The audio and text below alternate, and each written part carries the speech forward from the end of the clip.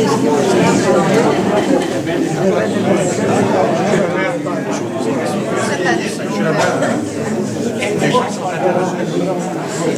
y en a un jeune. Il n'y en a pas trop. Je le garde avec moi.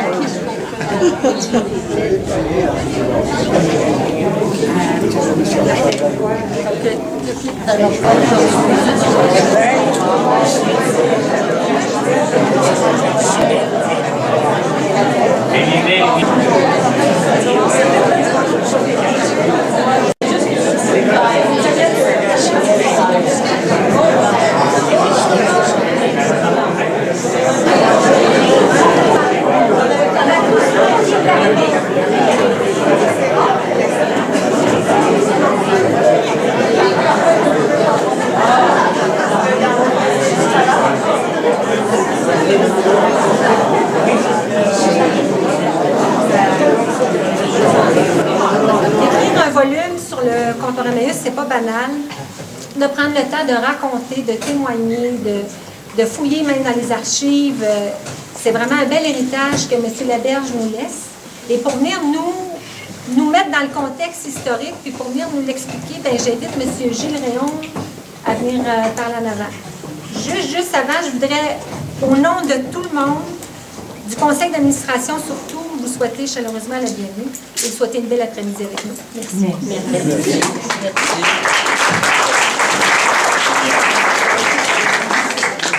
Merci beaucoup, madame.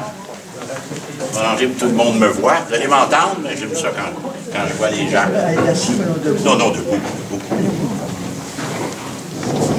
Dans un premier temps, je voudrais vous dire combien je suis heureux de me retrouver à Québec. Vous savez, mon nom de famille, c'est Réaume. Les Réaumes, c'est des gens de Québec. Nous sommes ici depuis le 17e siècle. On vient de Château-Richer. Ensuite, ma famille s'est installée à Charlebourg. Et comment est-ce qu'ils disent ça? J'essaie de me rappeler, parler de mon grand-père. On vient de la rivière, au bout de la rivière à Charles, et de la rivière Saint-Charles. Et ensuite, ils sont installés à Saint-Roch, où mon grand-oncle a été échevin municipal 25 ans. Il y avait une épicerie. Puis il a été le fondateur de la Société Saint-Jean-Baptiste de Québec, avec le docteur Bardi. Ça, c'est pour les plus anciens. Et Jacques-Philippe Réaume, qui était président de la Saint-Jean-Baptiste de Québec en 1880, c'est lui qui fait chanter pour la première fois le Haut-Canada, qui était à l'époque un chant révolutionnaire. C'était pour combattre le God Save the Queen, si vous voulez. Mais quand dans le Haut-Canada, on dit près du fleuve géant, c'est pas du Mackenzie dont on parle, c'est du Saint-Laurent. Donc, c'est une ville à laquelle je suis profondément attaché. J'ai étudié ici, chez les Pères du Sacré-Cœur, l'un qui devait peut-être venir, les missionnaires du Sacré-Cœur, peut-être vous connaissez, la chapelle du Saint-Ursule, et ensuite à Cap-Rouge, au séminaire Saint-Augustin. Et pour le gouvernement, j'ai travaillé ici 4 ans, sur le gouvernement de M. Lévesque, de 76 à 81, où j'étais secrétaire d'un jésuite ministre, parfois plus ministre que jésuite, parce que ça dépendait des journées, si vous voulez. Mais ceci étant dit, j'ai donc travaillé ici plusieurs années. Je demeurais à Syrie, chez les Pères du Sacré-Cœur. La maison vient d'être vendue, je pense, pour devenir un petit séminaire. C'est acheté par l'archevêché. Donc, tout ça pour vous dire que je suis bien heureux de me retrouver parmi vous et je suis particulièrement touché de retrouver des amis. Je vois des gens de la Saint-Jean-Baptiste, puis des gens de la Société, autrefois de la Société nationale des Québécois. Si vous voulez, dans un premier temps, je vous inviterai à vous lever. Nous allons observer une minute de silence à la mémoire de M. Germain, M. Yves Germain, dont je vais vous parler plus longuement tout à l'heure. Et puisque c'était la charité vivante, associons à cette minute de silence tous les défunts qui nous sont chers et ceux qui en ont le plus besoin. Donc pendant quelques secondes, une minute de silence, s'il vous plaît.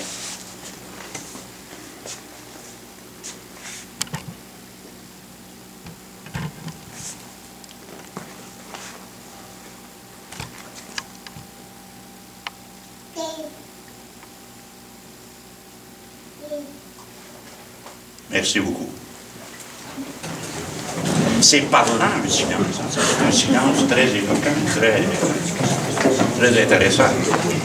Ça me fait aussi plaisir, puisque ce livre, l'auteur de ce livre, Léo Laberge, est un bon ami à moi, que je connais depuis toujours, et je sais combien il a travaillé pour réaliser cet ouvrage qui, pour lui, était capital. Nous sommes réunis aujourd'hui pour le lancement d'un livre. Déjà, en soi, c'est un événement particulier. Vous savez, lancer des livres aujourd'hui, à une époque où on se demande si les gens lisent avec Internet et ainsi de suite. Il n'en demeure pas moins qu'un lancement de livre, c'est quelque chose de fondamental pour la culture d'un peuple, naturellement. Vous ne serez pas étonné que chez moi, tout est national. Donc, la culture nationale s'enrichit d'un ouvrage qui est un ouvrage témoin, en fait. Hein? La richesse de ce livre, que je vous invite à vous procurer à l'arrière, vous pourrez même avoir une dédicace, puisque l'auteur est ici, relate cette extraordinaire aventure qui est celle du comptoir Emmaüs. Vraiment, ça sort de l'ordinaire. C'est particulier. Et nous nous réunissons aujourd'hui pour souligner les plus de 50 ans, maintenant, du comptoir Emmaüs. Mais c'est une œuvre de charité. Vous savez, c'est assez inusité à notre époque, là. Nous nous réunissons aujourd'hui pour célébrer une œuvre et son fondateur qui sont comment un homme et une œuvre qui ont consacré le meilleur d'eux-mêmes à la charité chrétienne. C'est quand même extraordinaire, vous savez, de témoigner ainsi. Vous savez, on voit l'abbé Pierre est présent dans ce volume-là. Si vous ne connaissez pas l'abbé Pierre, pour bien comprendre sa philosophie, pour bien comprendre sa pensée, et pour voir sa générosité d'avoir déposé entre les mains de M. Germain cette possibilité de se servir du nom d'Emmaüs et de mettre sur pied avec le temps un comptoir qui, depuis maintenant des décennies, a rendu des services inouïs aux gens les moins favorisés. Tout ça pourquoi? Parce qu'Yves Germain avait une foi profonde, là, rarissime. La foi, c'est un don de Dieu. Hein? On oublie souvent, c'est un don. Un don, ça dit tout. Hein? Donc, c'est un homme qui a mis l'Évangile au cœur de sa vie. C'est assez spécial. Moi, je ne suis pas un curé, là. Mais je ne suis pas un curé, là. J'essaie de parler avec mon cœur pour vous dire que c'est un homme qui a compris l'Évangile et l'essence de l'Évangile, dont aujourd'hui, on n'entend pas beaucoup parler, pas assez. Mais vous savez, quand c'est écrit dans l'Évangile, à chaque fois que vous donnerez au plus petit d'entre les miens, celui qui a soif, celui qui a faim, celui qui est prisonnier, celui qui est mal pris, celui qui est rejeté, qui est mis au banc de la société. Eh bien, vous savez, ceux qui ont la foi chrétienne, ce n'est pas des faces, là. C'est ceux-là qui sont le Christ. J'ai été il y a quelque temps chez les moines, chez les cisterciens. Puis quand quelqu'un frappait à la porte, là, on apprenait ça là, dès notre arrivée au monastère, c'est le Christ lui-même qui frappe. Quel que soit son état. Puis plus ils sont maganés, plus ils illustrent le Christ. Donc, aller au-devant des gens les plus démunis, comme le fait maintenant depuis plus de 50 ans cette œuvre extraordinaire, eh bien, je pense que ça méritait d'être souligné. Et dans un livre comme celui-là, en 115 pages, 7 chapitres, beaucoup de photos, des annexes fort intéressantes, une revue de presse des plus éloquentes, nous permet de jeter un regard sur Québec des 50 dernières années. Donc, qui est-il, M. Germain? M. Germain, il est né à Amos, en 1924, puis il va mourir il y a quelques mois, en 2011.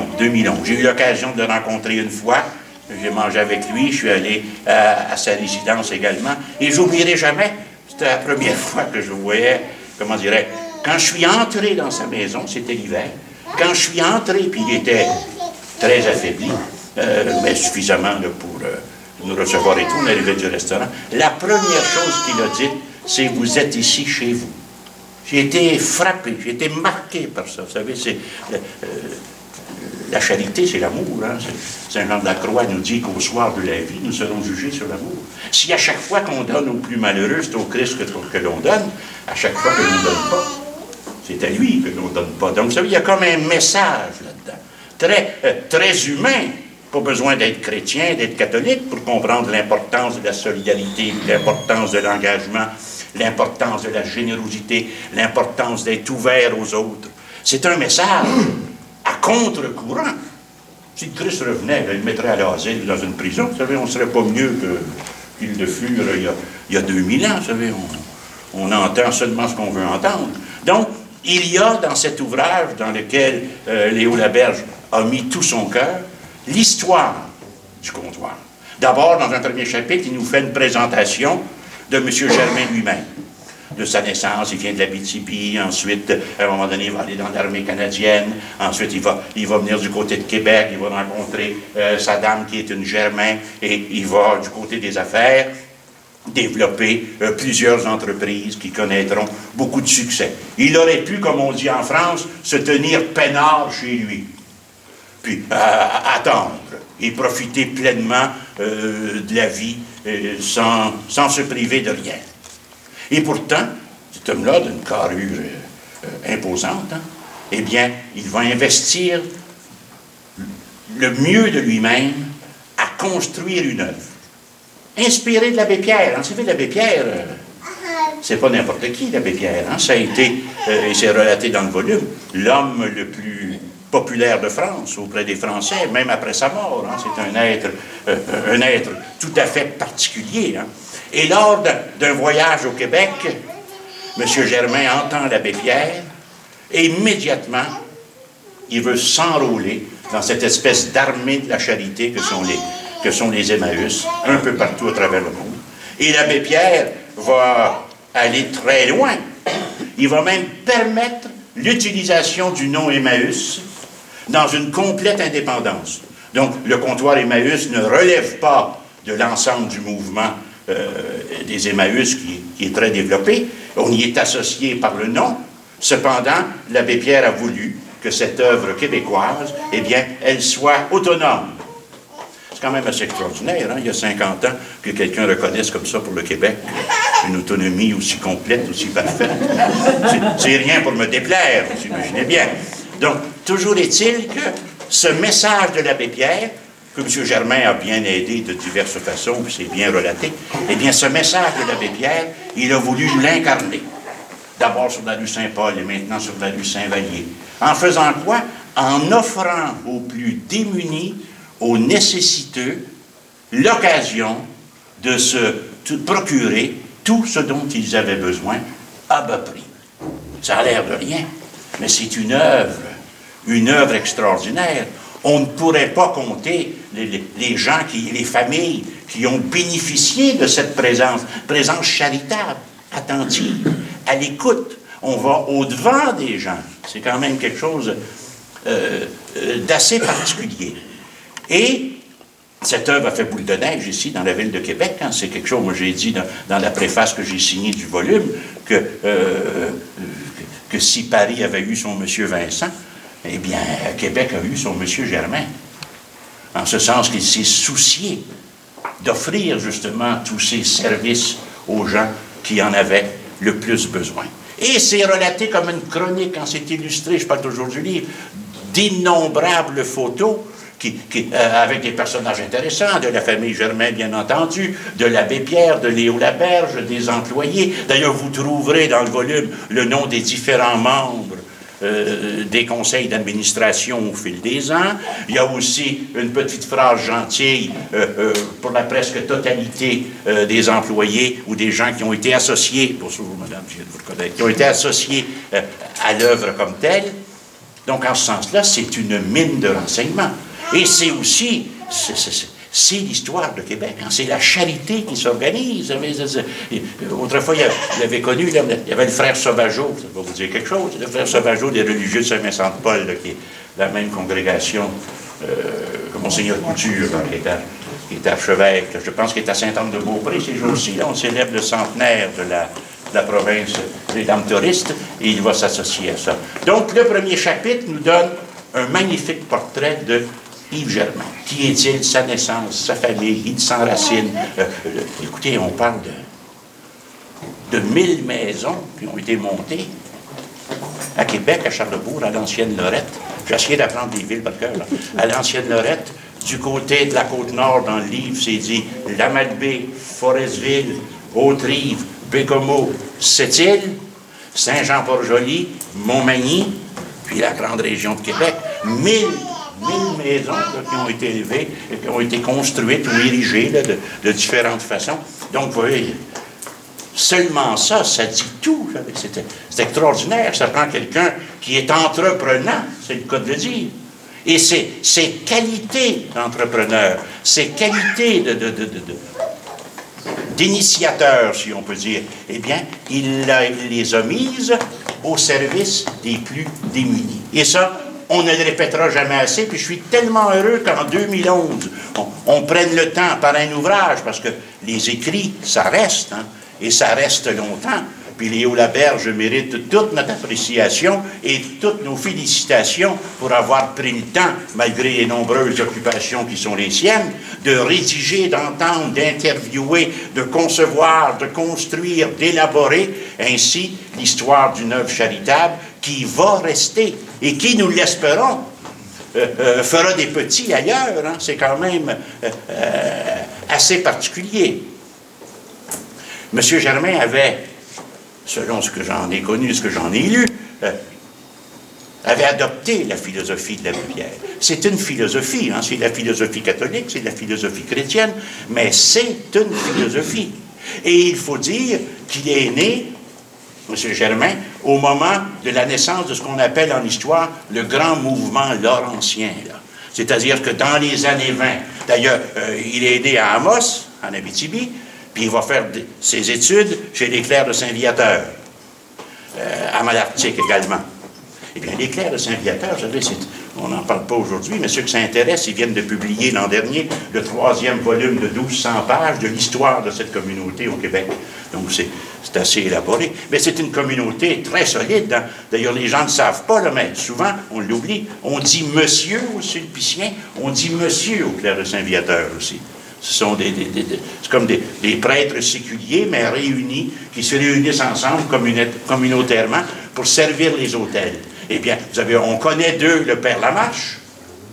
La cathédrale de Montréal, l'architecte, c'est aussi un clerc de Saint-Viateur.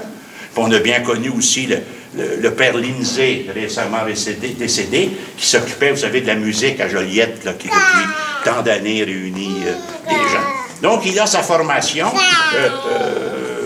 première chez les clercs de Saint-Viateur, et quand il va, il sera dans l'armée canadienne, comme je vous l'ai dit, pendant 3 ou 4 ans, et ensuite, là, il va se lancer, incroyable sens d'entreprise, hein, c'est-à-dire, ça prend des qualités particulières pour réussir aussi éloquemment, si on peut dire, dans un domaine comme celui-là, là, vous savez, c'est toujours près des gens, ce souci de l'autre, cette attention à l'autre, cette ouverture, cette générosité là, qui mérite d'être soulignée, d'être donnée en exemple. Puis, c'est faisable, il n'y a rien de surhumain là-dedans. Là. On peut tous, d'une façon ou d'une autre, à un moment ou à un autre, s'associer à une œuvre, à une démarche comme celle-là. Et surtout, lorsqu'on s'appuie sur la philosophie de l'abbé Pierre, qui est vraiment, écoutez, c'est un peu comme Mère Teresa, si vous voulez, hein, c'est le pendant masculin de Mère Teresa, mais c'est surtout, nous-mêmes demeurés à Valleyfield, moi, à venir jusqu'à quelques mois, eh bien, il y a à Valleyfield un comptoir des Emmaüs qui relève celui-là, sans doute, de la France, mais ça a fait des petits un peu partout. Cette sensibilité aux malheureux. Ça, là, c'est presque un don quand on a cette sensibilité-là. Et c'est ce que le livre, écrit par M. Laberge, veut perpétuer, veut témoigner en souhaitant que, dans les années futures, d'autres études plus spécifiques pourraient se réaliser. Parce que ce qu'a fait et ce que continue de faire le comptoir Emmaüs mérite non seulement d'être connu, mais mérite d'être compris. Comment est-ce qu'on fait pour garder aussi longtemps un projet comme celui-là qui a rendu service à des milliers, probablement des dizaines de milliers de personnes dans le besoin de notre grande capitale, qui ont pu, à un moment ou l'autre de leur vie, avoir eu besoin de recourir à l'assistance d'une œuvre comme celle-là. Donc, je suis très heureux de pouvoir prêter ma voix à ce lancement de livre et participer ainsi à faire en sorte qu'une œuvre et son fondateur puissent continuer d'être effervescents, si on peut dire. Parce qu'il n'y a rien Le plus bel hommage qu'on peut rendre à quelqu'un comme M. Germain, c'est de suivre son exemple. Parce qu'on peut applaudir, on peut féliciter, mais de suivre son exemple, de continuer à garder vivant ce flambeau de l'amour, ce flambeau de la charité. Aujourd'hui, la pauvreté n'a plus le même visage qu'il y a 50 ans.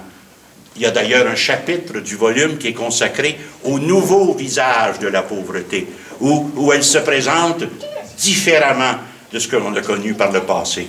Aujourd'hui, il y a beaucoup de gens là, qui auraient besoin, par exemple, c'est un seul exemple, qui autrefois auraient été en institution, qu'on appelle les psychiatrisés, et qui se retrouvent à la rue. Et souvent, la médecine, au lieu de s'en occuper, laisse le soin aux juges d'envoyer ces gens en prison. 40% des prisonniers du Québec sont des malades mentaux. C'est assez incroyable, hein? Moi, je me souviens, quand j'avais 10 ans, là, on lisait ça pour la Russie, qu'on trouvait ça affreux que la Russie emprisonne des malades mentaux. On trouvait ça épouvantable. Aujourd'hui, c'est ce qui se passe. Vous allez dans les prisons, j'ai arrêté de le faire depuis 2 ans, mais je suis allé pendant des années, chaque mois, rencontrer des prisonniers. Mon oncle était aumônier au centre Leclerc à Laval, qui était la prison long terme, si on peut dire. Puis mon confrère de collège à Saint-Augustin, c'est l'abbé Marcoux, là, qui est... Donald Marcoux. J'aurais donné de le revoir, je ne l'ai pas vu depuis 40 ans, mais c'est mon confrère de collège au séminaire Saint-Augustin. Mais je sais qu'il s'est spécialisé dans l'aumônerie des prisons. Et tout ça pour dire que nos prisons, aujourd'hui, ce sont pour 40% des hôpitaux psychiatriques. Vous savez, quand quelqu'un fait trop de bruit, qui dérange, qui parle trop fort, nous autres, on est libres. Vous savez, les criminels, dans notre tête, ça mérite bien d'être punis. Mais quand c'est des malades, qu'on les met 23 heures sur 24 tout seuls dans une cellule, ça se fait en 2011 au Québec, ça là. Donc, la pauvreté a de nouveaux visages. On ne connaissait pas ça il y a 50 ans. Et puis il faut ajouter à ça tous les problèmes de toxicomanie.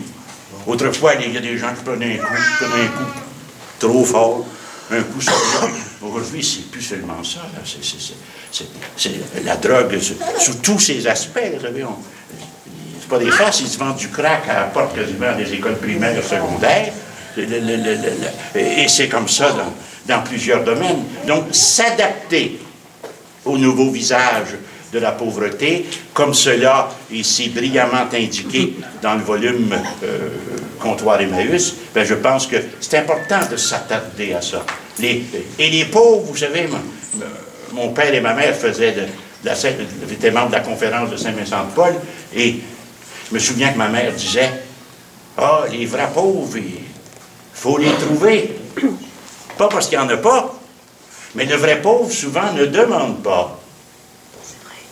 Il faut aller au-delà de l'apparence, il faut aller au-delà de ce que l'on perçoit pour être capable de ressentir, en quelque sorte, qu'il y a de véritables pauvretés. Et la pauvreté la plus grande, comme c'est souligné dans le volume, c'est la solitude, c'est l'isolement. On vit dans un monde de communication. Les gens, personne ne se parle. Il y a Marshall McLuhan qui a écrit un volume il y a 50 ans qui a fait fureur, disant que la Terre était devenue un village planétaire. Nous ne sommes plus à l'époque du village planétaire, selon moi, nous sommes à l'époque de l'individu planétaire. L'individu tout seul a besoin de personne. Avec Internet, aujourd'hui, vous n'avez besoin de rien. Tout est là, le pire comme le meilleur. Mais ça apporte de profonds bouleversements à notre existence. M. Germain appartient également à cette génération pour qui la patrie et la religion, ça allait ensemble. Comme les Lionel Groulx, les Esdras Mainville, les Papin Archambault, les François Albert Anger et quelques autres. C'est une école de pensée pour qui l'amour de la patrie et la foi, ça pousse dans la même terre. Donc cette patrie, vous savez que l'on recherche, quelles que soient nos couleurs politiques, ça n'a aucune importance. Le pays, nous avons le pied dessus à chaque instant. Il est là, le pays. Donc ce pays-là, il faut le façonner, et il l'a façonné à sa façon. Donc, l'œuvre du comptoir Emmaüs, en plus d'être une œuvre de charité, en plus d'être une œuvre chrétienne, c'est une œuvre patriotique. Ici même, à Québec, très près du Cap-Diamant, c'est profondément enraciné dans le sol québécois, une œuvre qui continue de rayonner. Et ça, c'est extraordinaire. Ah, puis ça n'a pas dû être facile. Vous savez, on n'a qu'à lire la vie des fondateurs de communautés, là. Souvent, ils passent des moments difficiles, hein? Je veux dire, on les voit souvent monter sur les autels, là, mais ils ont vécu de nombreuses difficultés. Saint-Alphonse de Ligorie a été mis dehors de sa propre communauté. Le fondateur des Pères de Sainte-Croix, le Père Moreau, à peu près la même chose. Donc, fonder quelque chose, là, il faut être désintéressé. Fonder quelque chose, c'est non seulement mettre tous ses espoirs, mais c'est accepter à l'avance qu'il y aura d'innombrables épreuves. Et comment il fait au cours de sa vie, quand même assez impressionnante, hein? Né en 1924, mort en 2011, ça fait, il était plus qu'octogénaire, presque nonagénaire. Imaginez tous ces petits problèmes quotidiens. Dans son travail, il y avait déjà beaucoup d'ouvrages à faire, mais qu'un militantisme, qu'un engagement, qu'un bénévolat, comme celui qu'il a accordé au comptoir d'Emmaüs, imaginez-vous la somme de petites difficultés, de décisions à prendre, de choix à poser. Ça aussi, c'est admirable, vous savez, parce que lorsqu'on fonde quelque chose et lorsqu'on veut que l'œuvre que nous avons fondée perdure, eh bien, c'est comme une plante, il faut l'entretenir, il faut la nourrir, il faut en avoir soin, il ne faut jamais s'en tenir loin.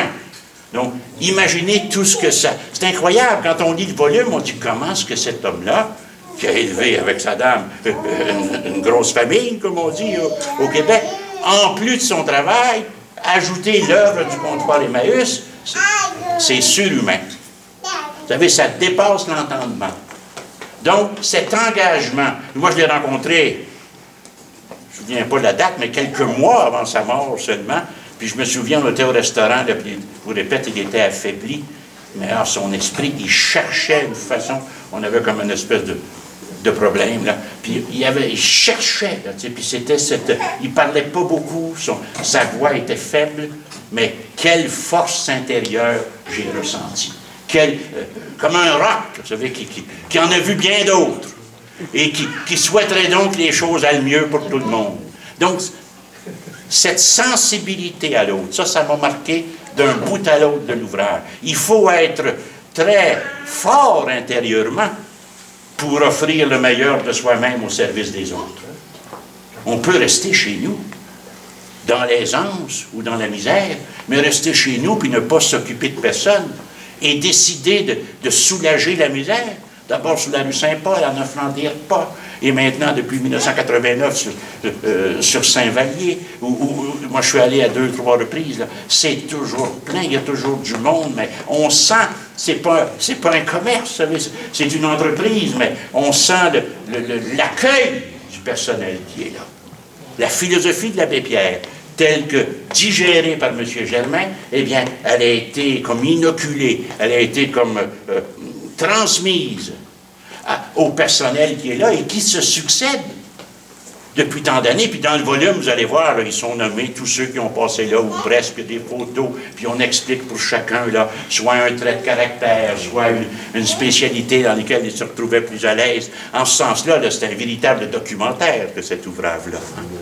Donc j'espère profondément que l'ouvrage aura un retentissant accueil.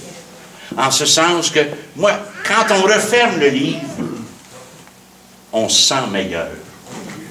Puis qu'on aimerait donc ça être de même. Qu'on aimerait donc ça, là, vouloir que tout le monde soit bien. Puis non seulement vouloir, ça coûte pas cher, ça prend pas grand temps, vouloir. Mais poser des gestes. Vous savez, le réel, il faut le marquer, nous disait saint Thomas. En fait, je pensais à saint Thomas, je pensais à sa petite somme. Le livre que Léo Laberge a écrit, c'est la petite somme de la charité et de la compassion au Québec. Je pensais à saint Thomas. Vous savez, saint Thomas, il y a sa grosse somme, mais il y a la petite somme de saint Thomas où tout est condensé, tout est expliqué là, dans des termes très accessibles, et c'est porteur d'un message révolutionnaire. C'est quoi, révolutionnaire? Qui veut changer l'ordre des choses. Mettre l'amour là où est la haine, comme nous dit si bien saint François d'Assise dans sa prière, là, si magnifique. Vous savez, changer les choses. Puis aussi, changer notre façon. Souvent, on dit, ah ben, un tel, là, faudrait qu'il change. Ou bien, dans la politique, là, il faudrait que telle affaire, ça change. Le plus facile à changer, c'est notre façon de voir les choses. Non pas les choses elles-mêmes. Bien difficile de changer ça. Non pas le caractère du voisin qui me fatigue. C'est bien difficile de changer ça. La seule chose que je peux changer, c'est ma façon de les regarder. Ça m'appartient. Pauvre, riche, quoi que ce soit, ma façon de regarder. Notre façon de voir le monde. Et ce volume-là, par la philosophie de l'abbé Pierre, je le répète, digéré par M. Germain, eh bien, c'est porteur d'un nouveau regard à jeter sur les autres, mais aussi sur nous-mêmes. Souvent, même Léo écrit dans le livre, là, quand on voit le miséreux qu'on lui donne une pièce ou même qu'on lui donne 20 pièces, le plus important, c'est l'accueil qu'on lui réserve. Puis je connais bien les frères de Saint-Jean-de-Dieu, qui sont des voisins du comptoir Emmaüs, qui sont à Courbeuvre-Rivière. C'est une communauté qui a été du temps de la Nouvelle-France, hein, une vieille communauté installée. En Acadie, il y avait un hôpital. Si jamais vous visitez, je ne vais pas souvent de ce côté-là, mais si jamais vous visitez Louisbourg, là, tout le monde dit que c'est magnifique, eh bien, à l'intérieur de la reconstitution de Louisbourg, il y a l'hôpital qui était là. Et l'hôpital était tenu par les frères de Saint-Jean-de-Dieu. Lorsque, ce que plusieurs appellent la conquête et que moi j'appelle la cession, lorsque nous sommes passés de la France à l'Angleterre, les frères de Saint-Jean-de-Dieu sont retournés en France. C'est une communauté qui a été fondée par Saint-Jean-de-Dieu, un type assez particulier, hein? Ils l'ont interné comme fou. Fait qu'il a été déclaré fou pendant plusieurs années. Puis dans les asiles, à ce moment-là, il était enchaîné, les fous. Et c'est lui qui va révolutionner les hôpitaux. C'est assez particulier, Saint-Jean-de-Dieu, comme phénomène. Et donc, ils ont quitté l'Amérique française, si on peut dire, vers 1760. En 1920-1925, il y a un ancien président de la Saint-Jean-Baptiste qui s'appelle Olivard Asselin, qui est un personnage assez particulier. C'est le premier conseiller d'Henri Bourassa, un homme à la plume sévère. Il a fait de la prison, il était journaliste au Parlement, puis il avait sacré un coup de poing sur la gueule du ministre Taschereau, qui deviendra premier ministre par la suite. Il va donc faire de la prison. Les gens ne savent pas ça, mais il y a des cellules au Parlement. Vous savez, quand on dit, si vous allez à la commission parlementaire, ça ne se fait plus depuis 100 ans. Oui, un peu moins que 100 ans quand même. Mais quand il y avait, ça brassait trop fort, là, le Parlement se transforme en tribunal et peut incarcérer des gens. Donc, on va incarcérer Olivard Asselin. C'était un caractère assez particulier, là, un journaliste de combat, là, une des plus belles plumes de notre histoire, cependant. Mais c'est un homme qui était très fermé aux idées de la foi. Même, on lui reconnaissait beaucoup d'affinités avec les loges maçonniques. Énormément d'affinités avec elles. Puis à un moment donné, on ne sait pas trop ce qui se passe. Il se promène sur la rue Saint-Paul, puis là, il y a comme un vieux refuge, là, qui existait déjà, mais qui était dans un état de décrépitude absolue. Les bébites, mettez-en, là, tout ce dont on n'aime pas parler. Et Olivard Asselin va se mettre à s'intéresser à cette œuvre-là. Puis il va quêter, puis il va ramasser, puis il va faire des discours. Puis à un moment donné, il va s'adresser aux frères de Saint-Jean-de-Dieu à Paris pour qu'ils reviennent au Québec. Ce qu'ils feront. Et ils sont encore ici, ils sont peu nombreux, je pense qu'il en reste 7-8, mais il y a des institutions bien connues là, à Montréal, l'hôpital Notre-Dame de la Merci, l'hôpital Saint-Charles-Borromée.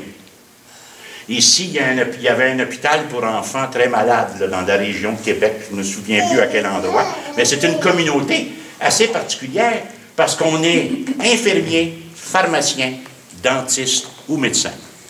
Vous ne pouvez pas entrer dans cette communauté-là si vous ne répondez pas à ces critères-là. Puis si vous n'êtes dans aucune catégorie, ils vont vous former pour être infirmier auxiliaire, si vous voulez. Mais généralement, là, ce sont des vrais médecins, des vrais dentistes, des pharmaciens. La pharmacie du Vatican à Rome, d'ailleurs, est tenue par les frères de Saint-Jean-de-Dieu, donc ils sont installés tout près du comptoir Emmaüs. C'est quand même extraordinaire de voir dans un territoire aussi restreint, puis il y a d'autres œuvres autour, là. Mais l'Aube-Rivière, c'est aussi une œuvre de charité. C'est aussi une œuvre d'accueil, une œuvre d'ouverture. Puis il est important, à une époque comme la nôtre, et dans un monde comme le nôtre, de rappeler, de témoigner de cet engagement social, de cet engagement de la charité. C'est pas à mode, vous savez, c'est vraiment à contre-courant, hein, si on passe à la télévision, là, puis vous dites, moi je vais aider les pauvres, on va regarder, vous allez passer aux nouvelles 45 secondes, vous allez faire partie des originaux, si on peut dire. Mais de faire d'un engagement comme celui-là l'œuvre d'une vie, ça c'est extraordinaire, ça mérite d'être souligné. Et c'est pour ça que le livre qu'a écrit Léo Laberge mérite entièrement, non seulement d'être connu, mais d'être médité. Parce que vous ne savez peut-être pas vous-même, Léo, mais vous avez une capacité de nous mettre en réflexion assez particulière. Hein? Lorsqu'il nous parle de la philosophie de l'abbé Pierre, lorsqu'il nous dit c'est quoi la pauvreté, c'est assez extraordinaire. Vous allez voir, c'est développé pendant plusieurs pages, puis avec des exemples qui nous permettent de bien comprendre, de bien saisir. Donc, comme je vous le disais, la patrie et la foi sont les deux colonnes de l'engagement chrétien sur lequel nous nous penchons aujourd'hui. Et ça, c'est assez fantastique. Ça fait longtemps, on a dit, la langue protège la foi, puis si la foi s'en va, la langue suivra. On n'est pas encore en mesure de dire que c'est faux. Vous comprenez bien ce que je dis, hein? On n'est pas encore en mesure de dire que c'est faux. Parce que si vous avez vu les dernières études et ainsi de suite, le Québec, la langue française, c'est ce qui nous distingue. Là. Hier, j'étais avec M. Saint-Denis, sa dame aussi, mais M. Saint-Denis, nous étions à l'église Notre-Dame à Montréal, où nous avons commémoré le 101e anniversaire du discours de Notre-Dame d'Henri Bourassa. Et Henri Bourassa, vous savez, c'est le fondateur du Devoir, le petit-fils de Papineau, et toujours est-il qu'en 1910, il y a un grand congrès eucharistique à Montréal. C'est Monseigneur Bruchézy qui a eu aller chercher cette extraordinaire activité, et donc des cardinaux viennent de partout dans le monde, des évêques, on ne les compte plus. Puis les cardinaux, dans ce temps-là, moi j'ai vu les rapports, là, je pense qu'ils avaient des traînes de 25 pieds. Là, vous savez, quand ils marchaient sur la rue Sainte-Catherine, il y avait des grandes processions. Je pense qu'il y en avait 9, un derrière l'autre. Imaginez ce que c'était. Pardon? C'était des princes de l'Église. Absolument, absolument. D'ailleurs, le cardinal Léger marchait à côté de la reine, puis il faisait exprès, pas en arrière, à côté. Parce que selon la diplomatie internationale, un prince de l'Église a rang de famille royale. C'est le prince de sang, c'est le terme du droit canon. Voilà. Pas du droit canon, mais de la reconnaissance de la diplomatie. Et le cardinal Léger, qui avait été l'aumônier de l'ordre de Jacques-Cartier, il y a peu de gens qui savent ça. Il était l'agent de liaison entre l'ordre de Jacques-Cartier et l'Assemblée des évêques. Eh bien, lors de ce grand rassemblement, Henri Bourassa est invité à prendre la parole, et juste avant lui, il y a un archevêque anglais, l'archevêque de Westminster, qui lui fait un discours. Puis là, l'église Notre-Dame, il y a 15 000 personnes, il y a du monde dedans. 15 000, c'est plein à craquer, les trois quarts sont en soutane. Qui est moins le cas aujourd'hui. Mais les trois quarts sont en soutane. Il y avait là des religieux, des religieuses, des évêques, des frères, des pères, toutes les couleurs, toutes les communautés se mêlent. Et là, l'archevêque dit en avant, à compter de maintenant, le catholicisme au Canada devra se faire en anglais. Oubliez votre langue, elle est bien belle, mais oubliez-la, pour le bien-être du Canada et pour le bien-être du catholicisme en Amérique du Nord, vous allez renoncer à votre langue en ce qui concerne la religion. Dans ce temps-là, vous avez le respect des dignités épiscopales et archi-épiscopales, c'est différent d'aujourd'hui, mais tout le monde était un peu mal à l'aise. Mais on avait prévu déjà comme orateur Henri Bourassa, qui avait été député, direct fondateur du Devoir, qui avait fondé quelques mois auparavant la même année, très engagé dans les œuvres catholiques. Donc il prend la parole. Et là, dans un élan oratoire extraordinaire, il dit, ce n'est pas à l'école du Christ que j'ai appris à compter, à évaluer, à apprécier selon le nombre et la richesse. Nous sommes peu nombreux, il est vrai, mais nous comptons pour ce que nous sommes. Puis il ajoute, le Christ n'a jamais demandé à personne de renier sa nationalité pour le suivre. Tout ça pour vous dire que la langue française, qui, comment dirais-je, ce sont des Québécois, des Canadiens français, comme on disait à l'époque, qui ont ouvert près de 250 hôpitaux, asiles, collèges aux États-Unis. Les fondateurs de l'Église américaine, c'est nous. Ce sont nos missionnaires. Si ce sujet vous intéresse, relisez le formidable ouvrage de Lionel Groulx, Le Canada missionnaire. Vous allez voir là-dedans, c'est incroyable. Un peuple petit en nombre comme le nôtre, qui a fourni des missionnaires à la grandeur de la planète. C'est assez fantastique. Puis moi, ceux qui ont mon âge, là, ou un peu plus, vont se souvenir, ça va à l'école même, on achetait des petits Chinois. Alors, mon père n'aimait pas bien ça, il disait un jour, il va nous envoyer une bombe sur la tête. Il n'y avait peut-être pas tort. Mais, vous vous souvenez, hein, l'œuvre de la Sainte-Enfance, on a, comment dire, soyons fiers de notre passé chrétien. Soyons fiers de ça.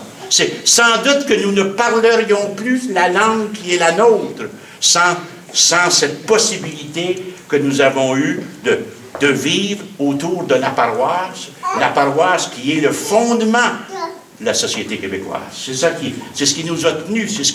D'ailleurs, depuis que les paroisses ont disparu, on ne peut pas dire que ça va mieux. Non, c'est le contraire. Mais il y avait de l'animation sociale, de la charité, des activités pour tout le monde.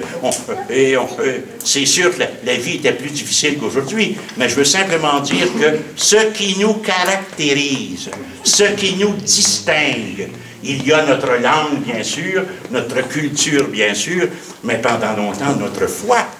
Quand on est passé de la France à l'Angleterre, n'oubliez pas qu'il était passible de la peine de mort de dire la messe ou d'y assister. Vous savez, ça n'a pas été facile, le combat qui a été mené pendant des générations pour que nos droits, si on peut dire, soient reconnus. Puis regardez dans toutes les provinces ailleurs, au Canada, combien ont été nombreuses et troublantes les difficultés qu'ils ont connues. Donc, derrière toute cette œuvre gigantesque, unique, du comptoir Emmaüs et de son fondateur, il y a cette conscience chrétienne dont on ne parle plus, mais auquel on devrait avoir davantage recours, parce que c'est un stimulant, parce que c'est universel, puisque ça nous permet de rejoindre des gens de la grandeur de la terre qui partagent cet idéal, dans le respect des autres, bien sûr, mais cessons d'être gênés de notre passé. Gaston Miron disait toujours, notre devise, c'est « je me souviens », mais on se rappelle de rien. Mais je me souviens. Donc, soyons fiers de ce passé-là, qu'il soit lointain ou récent, comme celui qui est relaté dans le volume que nous lançons aujourd'hui. Ce passé-là nous a façonnés. Il est l'hier de notre aujourd'hui et la préparation de demain, c'est-à-dire cette conscience que la solidarité est d'une nécessité absolue pour survivre. C'est lorsqu'on se tient, c'est lorsqu'on est en communauté, c'est lorsqu'on se connaît, c'est lorsque l'on s'aime, que l'on s'accepte tel que nous sommes. C'est à ce moment-là que nous sommes ce qu'il y a de plus humain. Puis ce qui définit le christianisme, c'est l'humanité. Puis qu'est-ce que c'est être humain? C'est d'être intéressé aux autres, d'aimer les autres, de leur souhaiter du bien. Ça n'enlève pas nos défauts, puis nos excès de colère, puis tout ce que vous voulez. On reste humain, vous savez. J'avais un professeur dominicain là, qui répétait toujours que la sainteté, c'était... On était appelé à admirer les saints, mais les imiter, c'était plus difficile. Mais les admirer, c'était relativement facile. Donc, dans cet ouvrage qui se lit, franchement, comme un documentaire, moi, j'ai appris un paquet de choses là-dedans, par le quotidien du comptoir Emmaüs et par la vie de son fondateur et de ceux qui, avec lui, ont construit cette œuvre-là. Quelle remarquable qualité de rassembleur possédait M. Germain également. De pouvoir, là, il y a des chefs politiques qui aimeraient être faits comme ça, là, être capable de rassembler des gens là, pour faire quelque chose de particulier, puis dire on s'en va vers ça, puis on a besoin de compétences. Quand c'est des compétences, on va chercher ce qu'il y a de mieux, puis ensuite on encourage l'engagement des gens qui viennent poursuivre cette œuvre-là. Donc, pour toutes ces raisons, je salue la publication de ce livre, je salue l'œuvre du comptoir Emmaüs, et je lui souhaite au comptoir Emmaüs la vie la plus longue possible, et je remercie ceux et celles, et son fondateur en particulier, mais ceux et celles qui font que le comptoir continue son œuvre, eh bien, je les en remercie, parce que grâce à vous, le Québec est meilleur. Merci.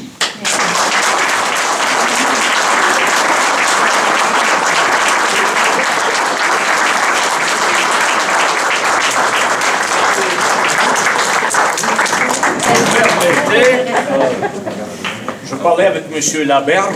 Il m'a dit, peux-tu dire un mot de remerciement? Je suis Yves Saint-Denis, un ami de Gilles Réaume. Et remercier Gilles Réaume, c'est à la fois facile parce qu'il y a tellement de choses à dire.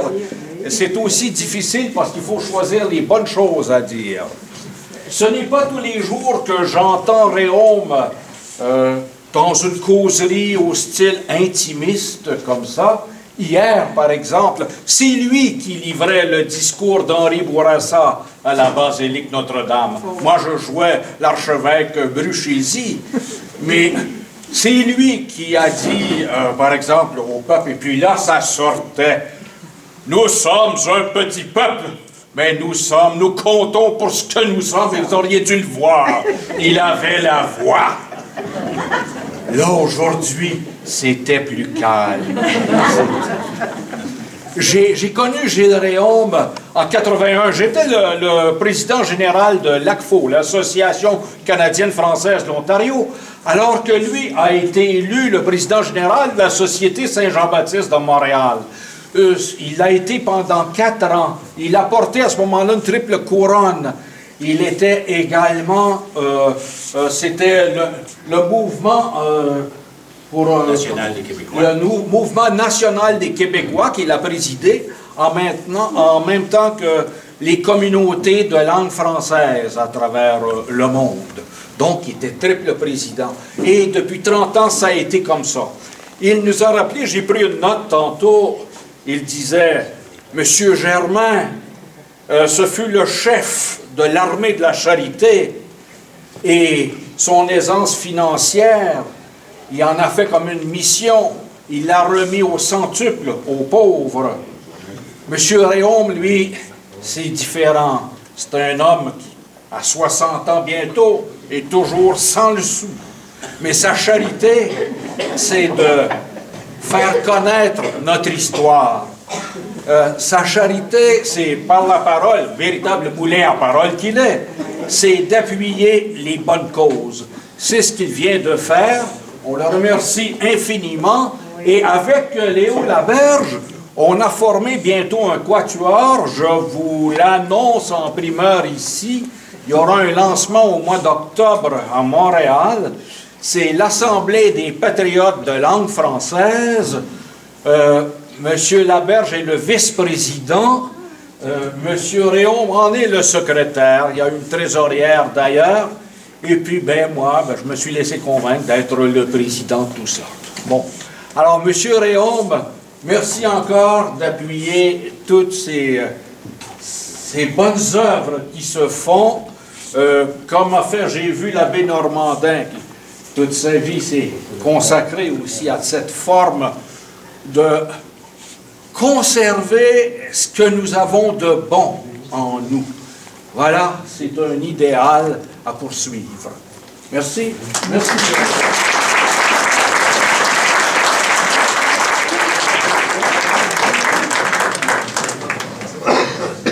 Et là, je vous invite de nouveau à venir vous servir.